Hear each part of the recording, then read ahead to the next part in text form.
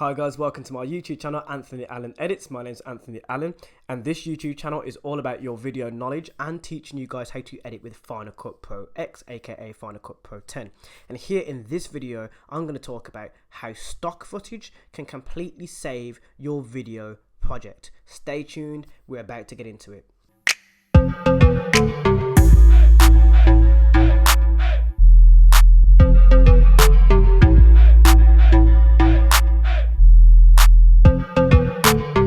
So it should be a no-brainer as to why stock footage can completely change or save your project.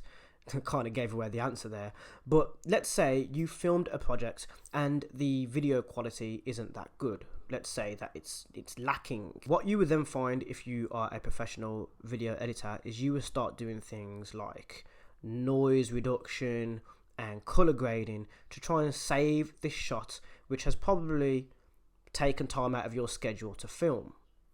This can be the same for YouTubers when you have filmed something for a YouTube channel and it's just, lacking something. It's lacking that comedic punch. It's not turned out the way you would like.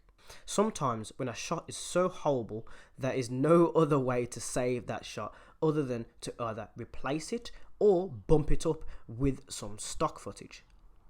3, 2, 1. Go. Now there are various different places where you can find or purchase your stock footage, and we'll get into that in another video in the near future on our channel, as there are various different websites that I use, and we will get into that in a video in the near future. But it's also valid to mention that when you're using stock footage, do not forget that you can color grade or change the stock footage depending on how it is given to you, how it is shared to you, and your rights when using the stock footage. So let's say I film something outside and it's autumn and there are a lot of leaves on the ground and the shot is just lacking something. It just didn't turn out the way it did, and I want to make a cutaway. I want to cut away from the action to build suspense or build the emotion that I'm trying to portray within the story.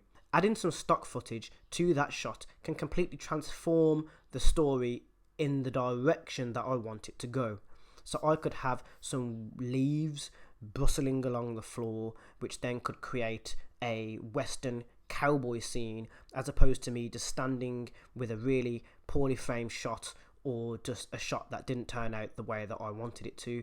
That one shot of the leaves then brushing along the ground, rather than me either messing up a shot maybe. I mean, I don't do this often. I'm talking in terms of the value of this video here and teaching you how to transform your project with stock footage.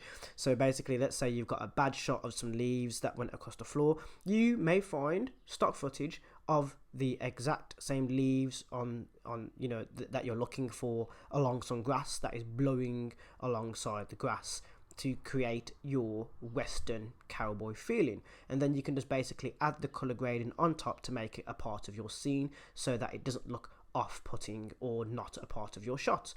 And that is the way that you can basically save your project with stock footage. We can get into this subject more, but I have another upload coming for you tomorrow, and the value I think has just been delivered, and I like to give you guys the value rather than rambling on too much about this subject. But I want to hear about your stories. Have you used stock footage to save a project, whether it's a micro social media project or an indie film or a bigger project? Have you used stock footage to save a project? Has this been helpful to you? Give us a thumbs up. And don't forget, guys, that I will be talking about different places where you can find stock footage online for free without having to worry about copyright. So thank you for watching this video. Give us a thumbs up. Hit that subscribe button because we've got more videos coming. I upload daily, and I also have blooper reels every now and then at the end of the video, and I think I will have it at the end of this video, and it's always worth sticking around to the end of the video because we've got some blooper reels coming. So thank you for watching AnthonyAllenEdits, and see you soon in the next video tomorrow. Thanks for watching. So before we leave, let's have a look at some of the bloopers and mistakes that I've made while recording this video. Okay. But it's also valid to mention, guys, that when you're using stock footage, if you think back to the 90s, 80s, 70s, the main... Thanks, babe. Who is this person? Get off.